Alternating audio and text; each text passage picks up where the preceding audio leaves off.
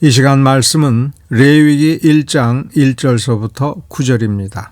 레위기 1장 1절서부터 9절을 제가 개역 한글 성경으로 읽어 드리겠습니다. 여호와께서 회막에서 모세를 부르시고 그에게 일러 가라사대 이스라엘 자손에게 고하여 이르라.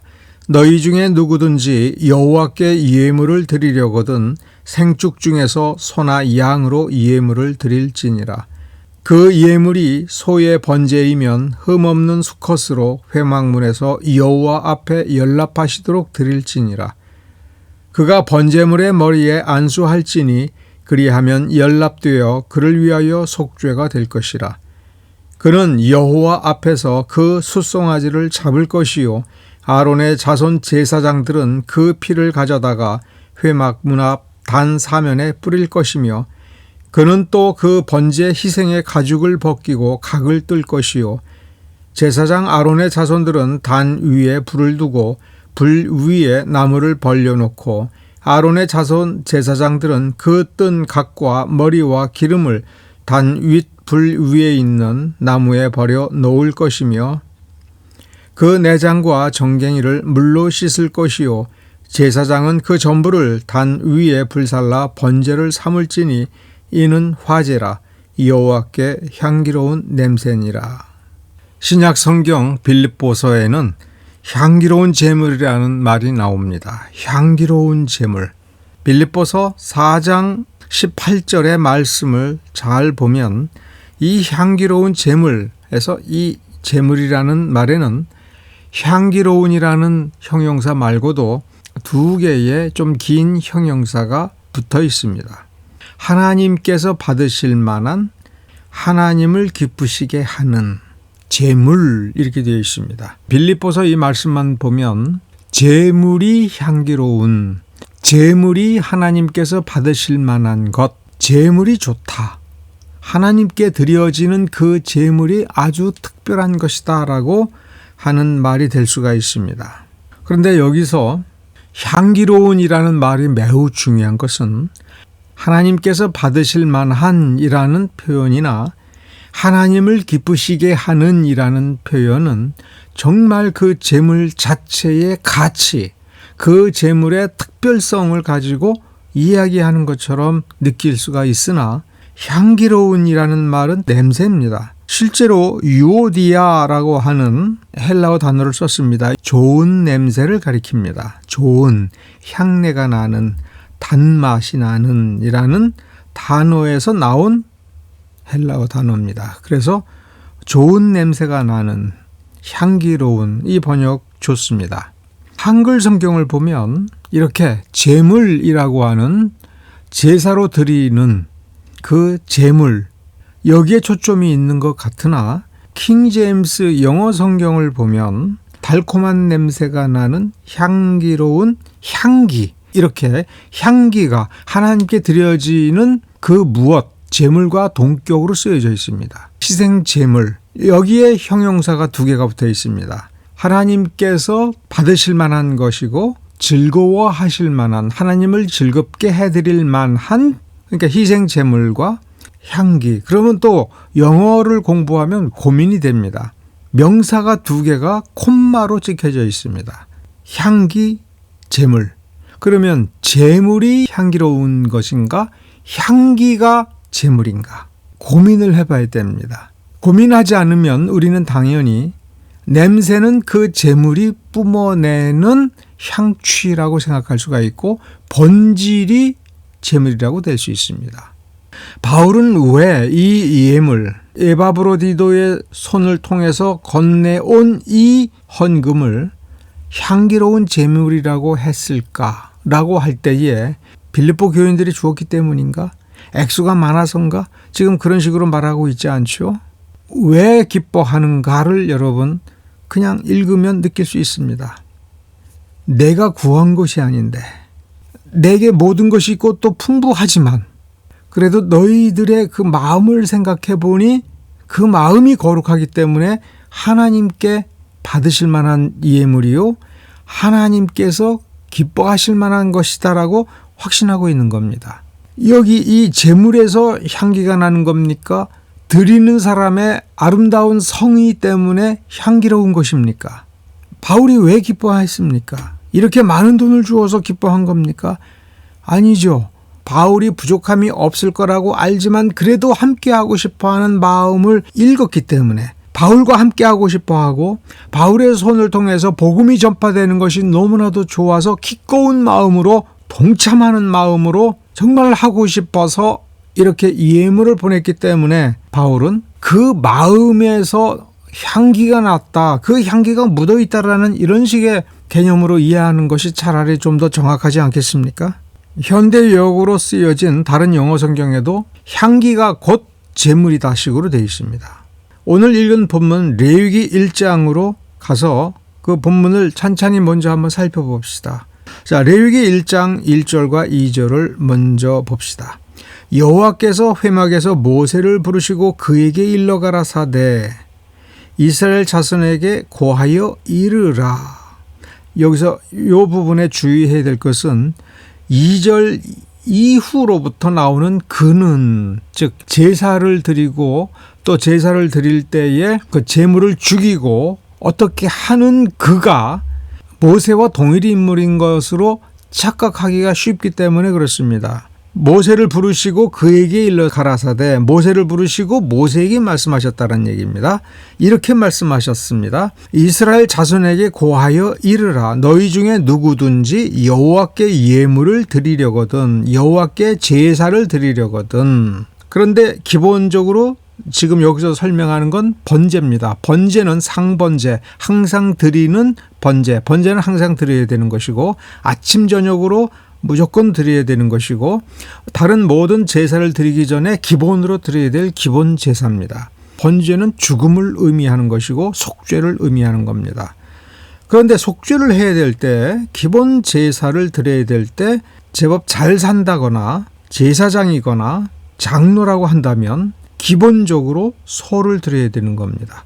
그러면 소를 드려야 될 사람은 소를 드려야 되는데 그 신분에도 불구하고 가난하여 제사를 못 드리겠으면 조금 낮추어서 드릴 수가 있는 겁니다. 얼마만큼 낮출 수 있느냐? 내 재력으로, 내 능력으로 구할 수 있는 것. 구할 수 없는 것은 안 되고 구할 수 있는 것. 그러나 구할 수 있으면 소를 드리는 것이 더 귀한 것이고 양을 드리는 것은 어쩔 수 없이 좀 낮추는 것이다. 이렇게 이해를 하셔야 됩니다. 3절에 보면 그 예물이, 제물이 소의 번제이면 흠없는 수컷으로 회막 문에서 여호와 앞에 연락하시도록 드릴지니라. 뜰 문 안으로 들어가서 번제단 앞에서 오른쪽으로 가면 그것이 번제단 북쪽이 되겠죠. 거기서 죽이는 겁니다. 일반적으로는 그렇게 하는 겁니다. 그가 번제물의 머리에 안수할지니라고 할 때 2절을 잘 읽어보면 이거는 제물을 드리는 헌제자, 일반 백성입니다. 백성이 제물의 머리에 안수를 해야 이 제물을 잡아 죽인 제사가 속죄의 효력을 발휘한다라는 뜻입니다. 그럼 이건 무슨 뜻이냐면 매우 중요한 공식적인 제사에서 안수라고 하는 것은 내 죄를 이 제물에게 전가한다는 겁니다. 옮겨지는 겁니다. 그래서 이 제물이 죽음으로써 내 죄가 속죄되는 것이지요. 나 살기 위해서 이 제물을 죽이는데 그냥 죽인다고 되는 것이 아니라 내가 안수해야 되는 겁니다. 이렇게 해야 자기 죄가 속죄된다는 것을 확신하고 믿고 그렇게 하는 겁니다. 그러니까 여기서 안수가 무슨 효력이 있거나 안수가 무슨 마술적인 역할을 해서 죄가 저쪽으로 옮겨지는 그것이 아닙니다. 여기서 중요한 건 이렇게 하라라는 명령을 믿고, 하나님의 명령을 믿고 그 명령을 그대로 준행할 때 그 믿음 때문에, 그리고 하나님의 이 명령하신 이 약속 때문에 속죄가 이루어지는 것입니다. 4절이 중요한 겁니다. 안수 전까지 이 제물은 흠이 없는 겁니다. 흠 없는 것을 가져온 겁니다. 죄가 없는 것입니다. 그런데 흠이 없다 할지라도 안수를 함으로써 이 제물은 죄덩어리가 된 것입니다. 살아있는 죄덩어리인 이 제물, 그 숫송아지를 누가 죽여요? 그는, 즉 헌제자, 이 제물을 끌고 와서 제사를 드려야겠다라는 신자, 신자가 하나님 앞에서 그 송아지를 잡아 죽이는 겁니다. 물체는 자기가 데려온, 자기가 키워온 송아지지만 지금 하나님 보시기에 무엇입니까? 자기 죄입니다. 자기 죄를 자기가 죽여야 되는 겁니다. 죽인 다음에 완전히 죽은 것을 확인하면서 그 송아지의 모든 피를 그릇에 받아서 그릇을 제사장들에게 주면 그 피를 가져다가 회막 문 앞 단사면에 뿌리는 것입니다. 제사장이 할 일이 여기서 처음 등장합니다. 그 다음에 6절에 보면 그 희생의 가죽을 벗기는 겁니다. 가죽을 다 벗기고 각을 뜰 것이오 라고 하는 건 관절마다 다 끊어서 토막을 내는 겁니다. 그러면 제사장 아론의 자손들이 단 위에 불을 두고 번제단의 중간쯤에 그물망을 놓았죠. 그 위에다가 불을 피우고 장작을 놓고 불을 피우고 그 위에다가 뜬 각과 머리를 또 올려놓고 기름이라고 하는 것은 간에 붙어 있는 기름까지, 내장에 붙어 있는 기름까지 일일이 제거하여 올려놓은 겁니다. 여러분의 시선이 멈추고 생각이 멈추고 깊이 묵상을 해야 됩니다. 구절을 보면 그 내장과 정갱이를 물로 씻을 것이요 제사장은 그 전부를 단 위에 불살라 번제를 삼을지니 이는 화제라 불로 드리는 것이라 여호와께 향기로운 냄새니라 할 때 화제라는 말이 들어간 이유는 이걸 모두 다 태운다. 이렇게 태울 때 여호와께 향기로운 냄새라. 그 몸에 있는 기름까지도 남김없이 불태우는 타는 냄새. 이 냄새는 향기롭지가 않은 겁니다. 사람이 맡으면 굉장히 불쾌하고 나쁜 냄새입니다. 그런데 하나님께 향기롭다고 했습니다. 그리고 이 말을 받아서 빌립보서에 향기로운 제물이다 라고 했습니다. 그러면 제물이 중요한 것이 아니라 타는 냄새입니다.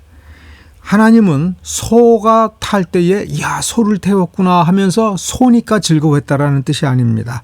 왜 향기롭습니까? 다시 거슬러 올라가서 반복을 해보면 안수했기 때문에 하나님의 백성이 하나님의 계명을 어기는 죄를 범했을 때 그 죄를 하나님은 혐오하십니다.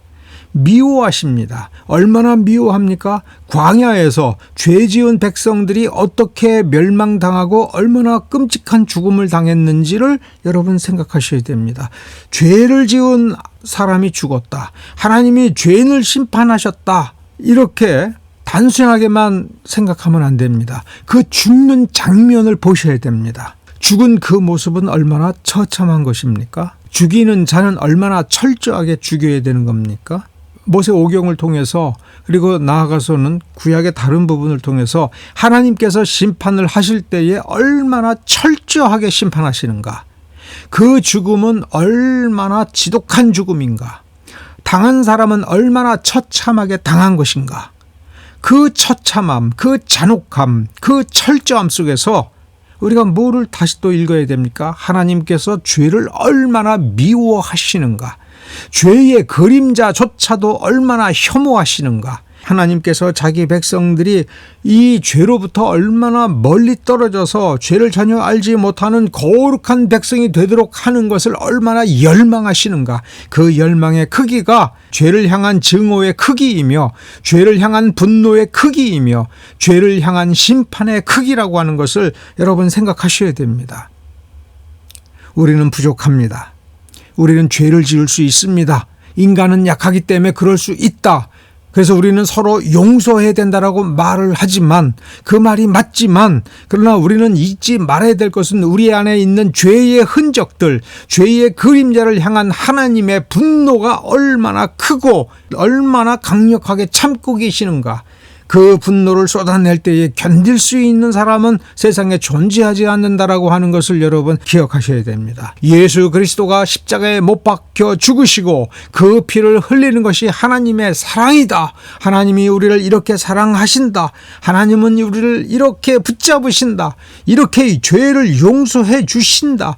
우리 죄를 이렇게 용서해 주시기 위하여 우리 죄를 사하기 위하여 예수까지도 자기 아들까지도 아끼지 아니하신 그 사랑을 보라라고 말하는 것이 아무리 진실하고 맞는 말이라 할지라도 한 면에 불과한 겁니다. 그 반대쪽에 어떤 면이 있는가를 우리가 보아야 되는 겁니다. 어째서 예수를 십자가에 내어주셨는가? 자기 아들 예수 그리스도가 십자가에서 잔혹하게 죽는 것도 기꺼이 용납하시고 그 피 흘리시는 것을 기다리셨다라고 하는 것, 왜 그러셨는가? 죄에 대한 혐오가 그만큼 컸다라고 하는 것, 죄에 대한 증오와 심판이 그만큼 대단하고 엄청나다라고 하는 것을 우리는 여전히 느껴야 되는 것입니다. 그의 사랑 속에 있는 정의, 죄를 반드시 씻어내야겠다라고 하는 그 공평과 정의와 거룩이라고 하는 것을 우리는 이해해야 되는 겁니다. 왜 향기로운 겁니까? 그 백성이 죄를 깨달았기 때문에 그렇습니다. 그 죄를 깨달았고 마음에 깨달음만 있는 것이 아니라 하나님의 명령을 준행하겠다, 나는 다시 하나님 앞으로 가겠다라고 결심하여 자기가 가장 아끼는, 가장 귀한, 가장 흠없는 재물을 기꺼이 끌고 와서 그에게 자기 죄를 안수를 통해서 옮기고, 그리고 자기 손으로 그 죄덩어리에 숨통을 끊고 가죽을 벗기고 온몸을 토막을 낸 뒤에 간과 내장 꺼풀에 붙어있는 기름을 따로 떼어서 그것까지도 불에 태운 것입니다. 왜 머리를 태워야 됩니까? 죄를 생각하지 않았습니까? 왜 심장을 태웁니까? 죄를 행하도록 피를 제공하고 기운을 제공했지 않았습니까? 간에서 영양소가 나와서 온몸에 돌아서 건강하게 힘차게 움직여서 죄를 범했지 않았습니까? 죄를 생각한 머리뿐만 아니라 죄를 행한 다리, 죄를 행하고 악한 것을 붙잡은 손, 거기에 그 손과 발에 피를 제공한 심장, 영양소를 제공한 간, 쓰고 남은 에너지, 이 모든 것, 죄와 관련된 그 존재의 모든 것을 다 불살라 태워서 흔적조차 남기지 않을 때까지 하나님은 기다리신 것이고, 그 흔적이 사라지는 것을 하나님은 기뻐하시는 겁니다.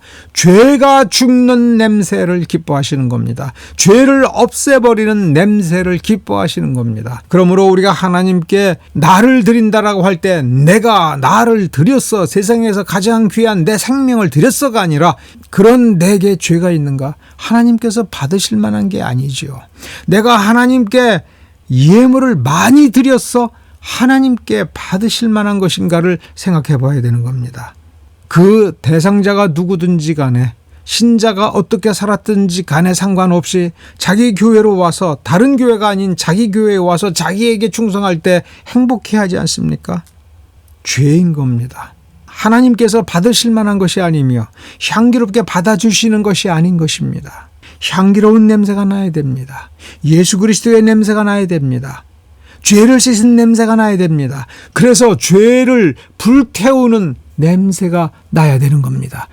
향기로운 제사, 이 제사는 반복되어야 되는 겁니다. 상번제라고 했습니다.